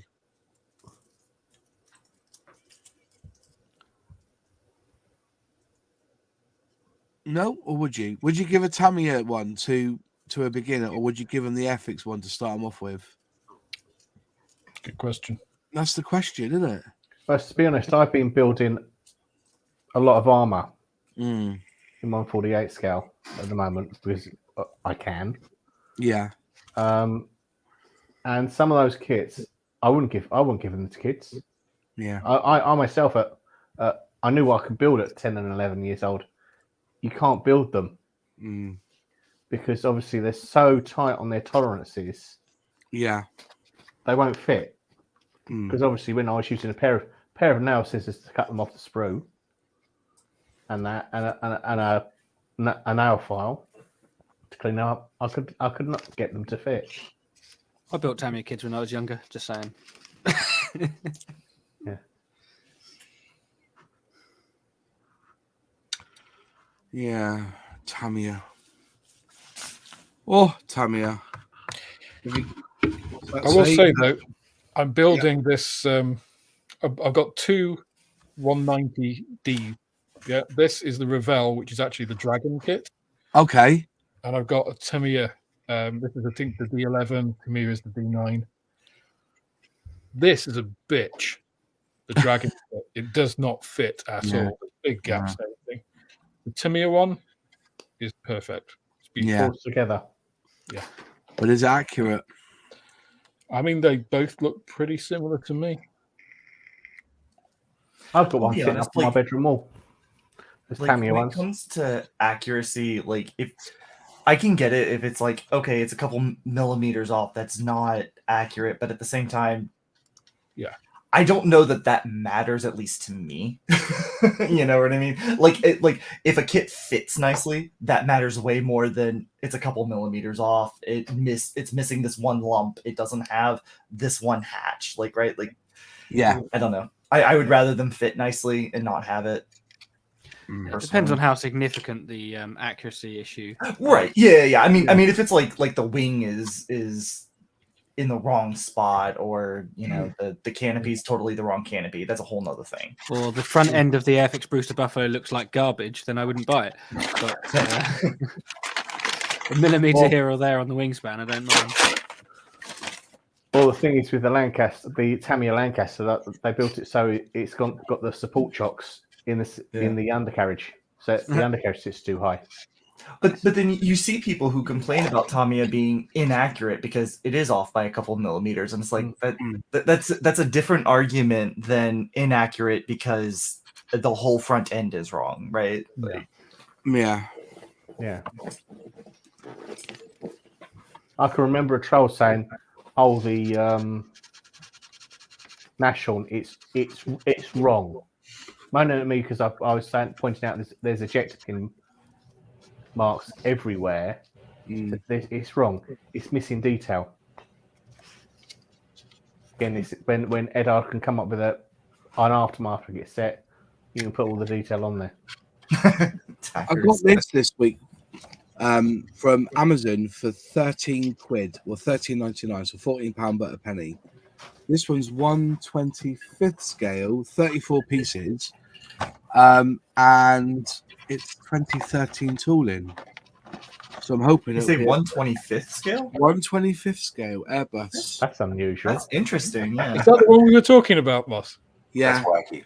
I wouldn't have bought it because that could be a good starter set. Well, you know, it's all mustard though, isn't it? You know, be honest, lads. You know, I've built kits and I thought, what a load of wank. I wouldn't even give that to a starter. And then some kits, like I said, you know, that Tempest so fits well together. They could box that as a starter set from Airfix. I love that Tempest. I had noticed. I built 2 of them. The Typhoon is quite similar. If you haven't built that, it's equally as enjoyable. Just obviously a different plane. And I love Hella's flappy boxes. Airfix should do this with their boxes. Oh God, we're on the flappy boxes again. Flappy box, Bearcat. Cool. We've had a bingo tonight. Sonny must have won the jackpot. Somebody get the smelling salt to wake Moz up. There you go. What's the decal sheet? Oh, fucking hell, that's some decal sheet. Look at that for a decal sheet. Do you like a flappy box? I love flappy boxes. I make my own. You can watch my video on making a flappy box. It's a BYOF. If you look up, I can make any top box of Airfix into a flappy box. I don't want a flappy box. Oh, you do want a flappy box? I just put why you need a flappy box? I just take the lid and I put it like upside down under the box and I'm good to go. Yeah, but why don't you put it back on top again when you finished? No, because a lot of times the kits are taller than the box. Oh, okay. But that's a lot of decal for 1/25th scale, though, isn't it? Oh wow, yeah. That's about the size of the 1/48th Meteor decal sheet that still has yet to be found. His ears are burning. They're all Air France. They're all Air France. They're not, oh, so they're worthless. Well, I've got. Hey, Zintan. Always good to see you, buddy. Yeah, always a pleasure. Oh, even more decals there. Wow, they look alright. Those they do their own decals, don't they, Hella? But let's have a look at it, see what it's like to build. As long as they're not as bad as the Alouette ones or every other Hella one that I've got. 2 engines, fuselage together, 2 wings, and then them together. So there's only 5 steps, or 8 steps to build it, 9 steps to build it. 9 steps to build this, mother. I don't like that one though. I prefer the Scots. No, I like that one. That's a nice scheme. Just saying it's French, isn't it? I did think that was one thing I thought was funny about this kit. It has 9 parts, so it's all of one step. And yet, this hobby, they insisted on making sure the instructions say step 1, the whole of the book.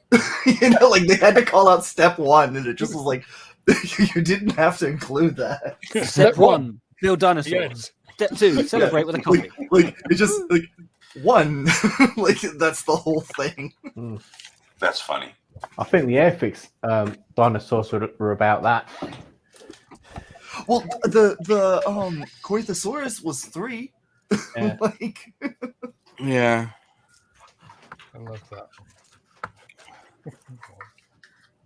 Oh, no, I might have to use aqua color.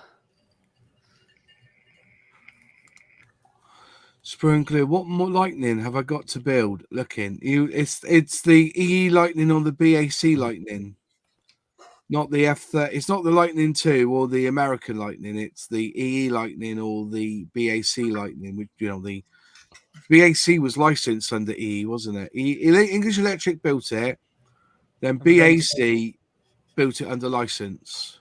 EE became BAC. They were absorbed into BAC. They're absorbed by them. EE was? Yes. Yeah. Okay. Because I think they actually designed the English Electric Lightning in the 40s. They did. Yeah. That and the Canberra were designed, they were on the drawing board as soon as they had jet engines. Yeah. So I like the Lightning. People say it was dog shit to fly, but or really hard work to work on, but I think they were beauties. Loved them. Absolutely loved them. Well, did I hear you say a 1/25th scale airliner? Yeah, this one's 1/25th. That one's a 1/25th. But 1/25th, right? Yeah. Which a 320 is small. It's a small, tiny airliner. It's quite a wide. It's not that. I think it's a single aisle. Single aisle airliner. It's quite small. It's the A320, yeah. Yeah. Consider that against the Concorde, shall we? Let's have a look. See the difference between that and the Concorde. That wing profile is 144. tiny. Yeah. 144. That's 1/25th. That's 144. So even if that was 1/25th, it would be twice the length of that the Airbus. How fat the Airbus is compared to Concorde. Oh, I thought the Airbus was a nicer ride than the Boeing 787. Yeah, the one that crashed. The one that they decided that they wanted to put bigger engines on it, but then realized is that it would stall, so they put in a sensor to stop it from stalling. 737-800 and then they series. killed 3 lots, and they still denied it. It's absolutely, to be really honest with you, right? A plane has to fly without any sensors, but that 787 had to fly with that sensor. It's a 737 Max you're on about, so yeah, that's right. It was a dog of a plane anyway. It was dogged by engineering troubles. Well, say this is the engine. Say that's the wing. That's the wing, and there's the engine, right? Underneath the A320 fits lovely, but because it wouldn't fit under the 787, they brought it forwards and up, so the engine is actually over the top of the wing. And it gives it an unbalance then. So instead of moving the wings up the plane, which they couldn't do, and redesigning the plane to fit the engine, they push the engine forward and up. That's what it was. I watched a documentary on. Yeah, it's bollocks. Bollocks. Should never have allowed it. And then the bloke who signed off that plane, was it the FCC? Is it called over there? In America, the guy that signed that plane off, that Max, then got a job in the boardroom of Boeing. Fucking corruption, man. Yeah, that's our US FAA. Bollocks. Absolute bollocks. Promoted to your level of incompetence. If they did that in Europe, he would have got in prison. Yeah. Look not being funny, it's like the Shoreham Air Show. Yeah. The Hunter that crashed. The Hunter that crashed at Dunsfold. Yeah. The guy who signed that off was the chief inspector at Dunsfold. He took voluntary redundancy, went to work for the guys who did that. He signed an unairworthy part off. Yeah. And they threw him to the wolves. British Aerospace didn't want to know him. Yeah. And that's the problem. It's like, I was watching that documentary called Dirty Money, and it's called Knox. And it was the con of Volkswagen that they couldn't hit the European regulations on the diesel emissions. So what they did very cleverly, this little machine that they had in the car would make it carbon neutral, basically, but it'll burn out too quick. So what they did was as soon as you start the engine, it would run. So when you had it on a rolling road and you were going, it would work in. But what they were doing is that they fit this software really, and what happened is that it worked, but it would burn out over like 2,000, 5,000 miles. So through the testing, it worked, but the software did this. When you were driving along, as soon as you turn the steering wheel left or right, it would turn it off. So the machine was no longer carbon neutral. No. And that director of Volkswagen who signed that through, he did time inside, and they threw the book, and nobody died because of that thing. They just they tried to fool the European regulations on carbon neutrality or whatever, or NOx neutrality. But we had a guy who signed off the Boeing plane as safe, and he's still got a job from the working for Boeing. He should have been put in prison. It doesn't, this is why, I trust Airbus more than fucking Boeing, I'll tell you that much. Total, just completely lacking logic, right? Yeah. Yeah.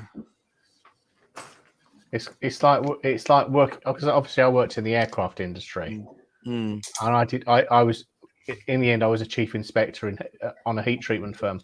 But the thing is, it's a responsibility. You're putting a stamp on something, saying it's okay, that it passes all the those specific tests. If that part then fails, it will come down to you. So why did you pass it? Yeah. So I can remember another apprentice. He lost a socket. Yeah. In the back of the fuselage of a Sea Harrier, and that Sea Harrier crashed, and he was panicking over his socket. Yeah. It's never right, is it?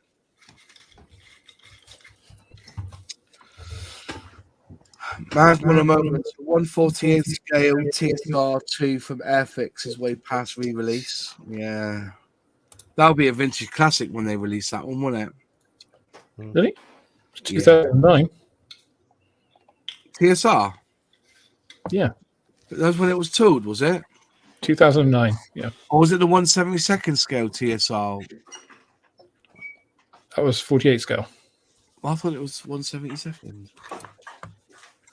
48 scale would be 2009 be hella, wouldn't it?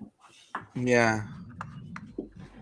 I need to go, by the way, so see you later. No worries, mate. Nice seeing you, my friend. Oh, yeah. See you around. Take care. Cheers. See you Friday. TSR. The 72nd scale one was 2006. Yeah. I mean, either or both would be good. I don't think they've got that kit, No. I reckon, looking at the box and everything, I reckon that is hella.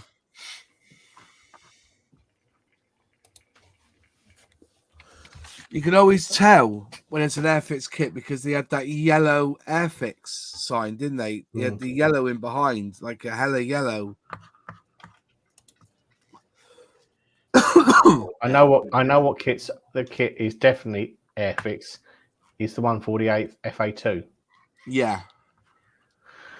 But then there was a bit of a mix up in the tool, and they put the FRS1 wings in the kit. Yeah. Which had raised panel lines. Because I had a long argument with Phil Flory over that kit, and I said, "Well, I built the kit." Yeah. I built an engineer. I actually built an engineering sample. They got us to build it. Did they? Yeah. Phil Flory. You don't hear much of him these days. Yeah.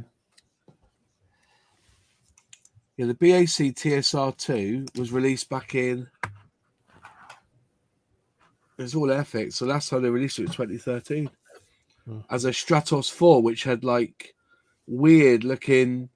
Yeah, they did like 3 releases, didn't they? Or kind of manga kind of. Yeah. When did Hornby buy Airfix then? 2006. Was it? Yeah. I remember it well. I wonder if they got them on eBay. How much is the BS? I wonder how much they are on eBay now then. Silly money, the TSR2s. Are they really? Yeah. So when did Humbrol buy Airfix? Did they get them on eBay? Was the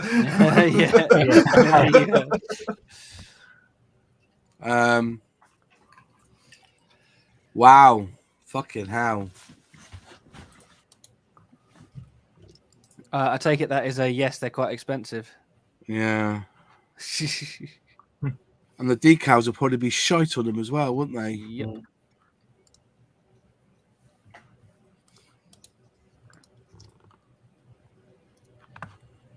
You know, expensive are those resin car kits. Like Oh yeah. Model Factory Hero, Alpha Models, or whatever. I mean, some of those things they're like $500 or something for a car, right? Yeah. Yes. What? BAC TSR -2 unused inbox. £119 on today, I tell ya. What the actual? Yeah, you see, Airfix should use eBay as a scale to like when they release. When the prices get too high, that's when they should re-release the thing. You mean like the Bond bug? Yeah, they have said that they look at eBay. Got that up for 350 liquor. He's got that for. And the other one I'd love to see them do is the Rockwell B1B. Oh yeah. Oh yeah. You know? Yeah. But you know, on eBay they're £90. Between 80 and 90 quid on eBay. Have you looked what the prices for the Nimrod are going? No, let's have a look. They're going up, onward and upwards. Nimrod. Yeah. Oh, fuck off. Really? Look, there's one here, right? £49.95. One bid, 5 minutes left, £7.50. Postage is a fucking rip-off too, right? So one bid at 49 quid. So why are the others selling them at 89? Yeah. Oh, fucking hell.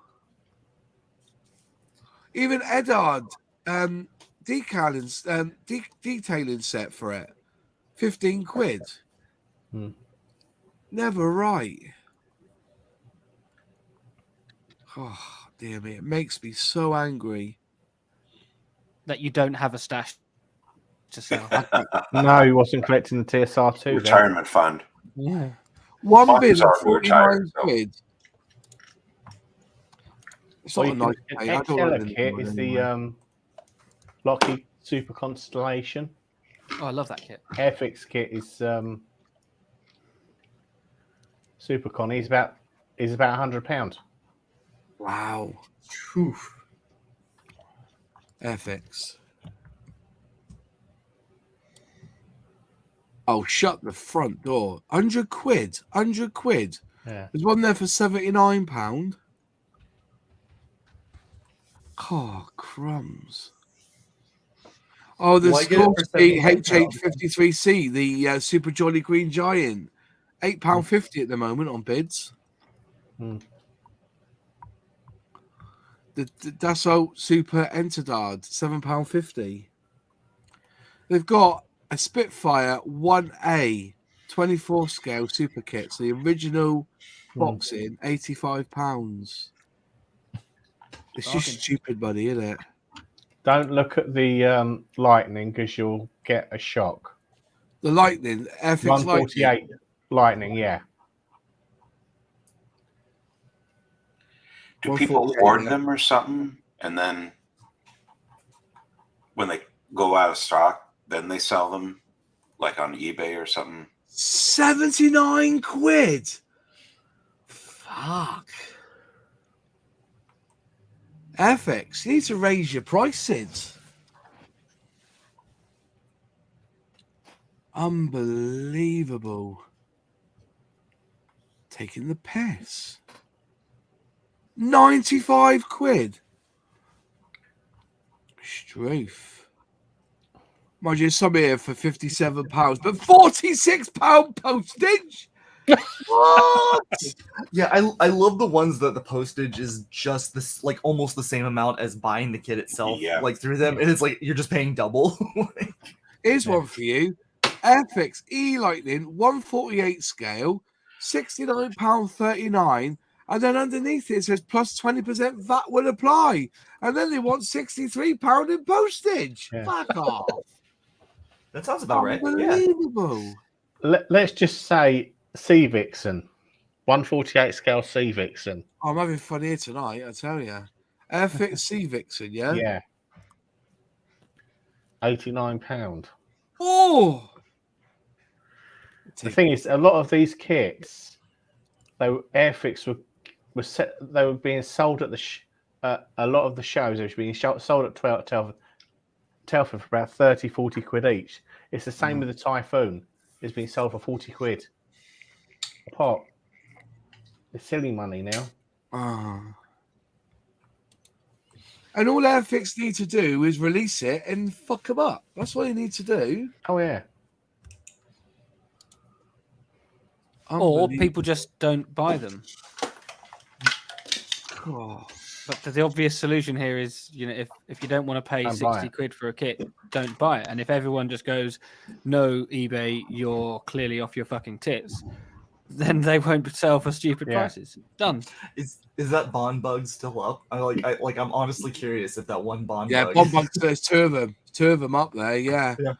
The Airfix Bond bug is still up there. That's due out in July. That is. Yeah. So hopefully, yeah. It's Airfix Bond bug 300. There's one at 349.95 and one at 325. Is that C Lab kit still at Boss? Yeah, that's mega bucks as well. That was like 600 quid or something. 600 quid. £600. We couldn't even guarantee it was all there. It wasn't exactly. Yeah. Unbelievable. As in the seller wasn't all there. Well, clearly. Yeah. Anyway, well, I think I'm going to have to build this Concorde this week, aren't I? Just to prove a point. Yeah. Let's have a build. It looks all right. That's a long seam line waiting to be filled. No, I won't bother. I just put some Seam 500 line on waiting it to and just give it a rub down. I was gonna say, like I just use the Tamiya extra thin, just put just enough so when you clamp it, it kind of comes up, and then hit it with the back of the hobby knife. Yeah, taken care of. Yeah. Basically, instant sprue goo, right? Yeah. Well, and honestly, like my Tamiya extra thin at this point, I'm sure you can see how gray it is because Tamiya putty is actually thinnable with extra thin / the airbrush cleaner. And so if you want to get a really good putty job, use the brush to feather it out and to like thin it out. But then I wash it off in this, and so it's in here. And so my glue actually is closer to a sprue goo in general than the normal extra thin anyway. I've had this for years, and I bought it secondhand. And that's the Mr. Dissolve putty from Mr. Hobby. And I love this stuff. I said it's still as good as it is on the day I bought it. Like, it's a little bit crusty on top, like most cheeses go like that, don't they? So you can dissolve that with cellulose thinners as well. Yeah.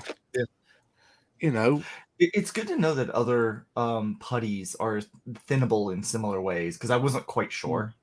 Well, what I was always saying is that I'm a big fan of Deluxe Materials Perfect Plastic Putty because you put it on, and then just as it starts to set, put your cotton bud in some water and just run it up and down, and it just smooths it off. You don't even have to. Well, you do a couple of strokes with your pad, and you're done. So you can thin perfect plastic putty with water anyway. So I mean the way that I do it, with the I broke it off. Wayne Welly has seen the 120 Mozzie go for 300,000. Yeah, I can believe that. Yeah. Anyways, I got McLaren. Is that your next build? Is it? It's part of the same diorama that this guy's going in. Oh, brilliant! So I've always wanted to buy that car. Time travel. Peugeot 206 advert. Yeah, I'm gonna do it for Kits and Bits Tan's group build. It's a what if, and so I'm doing kind of a when worlds collide type thing. So I'm gonna build this up, and then I'm gonna take a heat gun and heat up the front of it and push it up against the Triceratops horn, so that way it's like dented in as if it has, head ended to the McLaren. See, I have got the Mr. Servicer 500, but I never been able to mix it proper. So I ended up buying the can for it the other week. I bought a can of it. There you go, Mr. Servicer 500. I can't seem to get it to mix and then spray through my airbrush so well. Do you mix it 50-50, do you, with Mr. Level and Thinner, I guess? Or what would you do? Any of you use that stuff before? I only paint it. I only Harry stick it because it's so thick. It's got so much plastic in it. Yeah. I only use the Primer Surfacer 1000 as spray. Yeah. You don't want to run that stuff through your airbrush, man. I've got the Mr. Servicer 1200, but like I said, I've seen people spray it, but I'm not sure what thickness they, how thin. I've tried to do it 50-50, and it doesn't. My airbrush don't like it. Yeah. I'll be honest. So you paint that on the seam line, do you? Is that what you do with it? Yeah. Okay. Well, Conceptually, stick it right on the seam line, and then just give it a couple of buffs. It doesn't take a lot to buff off, does it? Either. Yeah. Like conceptually, when you the whole point of Surfacer specifically being that it gives the surface the grit that's there. I feel like it shouldn't be airbrushed. Like, I don't know, maybe that's just me having never done it, but I feel like the grit at which you're getting that surface bite is going to be just anathema to your airbrushes to begin with. Well, as I said, I am so basic when it comes to primers, because I still to this day use Humbrol primer. I love the stuff. If it's a good clean kit and I just want to put something for the paint to bite on, that Humbrol is fantastic. I use Halfords. Yeah, you said you use Halfords, but I always weary at using car products on that type of plastic, because the plastic on a car isn't the same as polystyrene. It's more PVC, isn't it? So it's going to burn a bit more. I've never had a problem with it, and I use it on guitars as well, which is why. But guitars are wood. Normally. Yeah. I think I used car body primer when I did the HMS Snowberry, the 1/72 scale. Yeah. Oh, I primed that with car primer. And that was all right, was it? It didn't warp fine. it or nothing. Yeah. Okay. So the Halford stuff is it's better than the Citadel primer that I've got. I know too with car modelers, I've seen a lot of people who just use automotive primers. Like, they just do the whole automotive paints for their model cars and do okay. So that's a good shout, Zidane. Yeah. I use Mr. Servicer 1500 and Mr. Dissolve Putty. It seems to wick into the joint to be filled. Then buff it with Mr. Color Leveling Thinner. That's a really good shout. So do you mix? So what's the ratio of mixing the 1500 to Mr. Dissolve Putty? I wouldn't, because the Dissolve Putty, well, would be like 100, Mr. Surfacer 100, wouldn't it? Because it's that thickness. It's white. Oh, 50-50, fair shout. I'll have a go at that when I do this Concorde. Yeah, I'll I have a think that go. Mr. I haven't used it, but I've got my eye on it. That Mr. Dissolve Putty seems to be like Mr. Servicer 500 or 1000, but it's a lot easier to sand, and it seeps in stops and creates a level surface. That's right. That's what you want. But this one's getting old now because it's about that far now, about third left. And when I first got it, it was very there's a lot of clear on top. So you've got to really mix it well. Give it a good old shake and everything. But I've not seen it for sale in this country. That's the thing. I got it second hand from a guy who I got a lot of model kits from. He come from Japan. The same with all my sanding sticks, because I was using standing sticks way before anybody else was, because they were coming over from Japan from all the nail salons and stuff. So but as I said, it is good stuff. This, if you can get it, but it's not cheap either. I don't think either. So, but that was my go-to, because as soon as you've done it, or Mr. Plastic or Dulux Materials Plastic Putty works really well. So, anyway, it's gone 10 o'clock, and I think we should close up now. Any other questions or anything? No. good. I think that's it. Well, thanks all for watching tonight. I know we're back again next Monday. Don't forget to subscribe to the channels that are here. John's good. How many are you up to now, John? Are you still looking for watch hours now, are you, mate? Oh no, thank you. No, I'm good. You're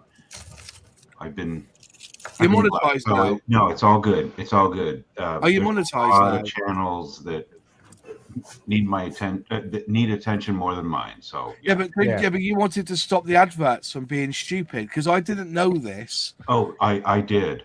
Yeah. Because I didn't realize they'll put 5 on a 10-minute video now. You know, even at 20 minutes, I put on 3 and that's it. But then if I upload and don't check, like on this Airfix and Chill, they'll have 20 within 2 minutes for the first 40 minutes. Then they'll put them every 10, 20.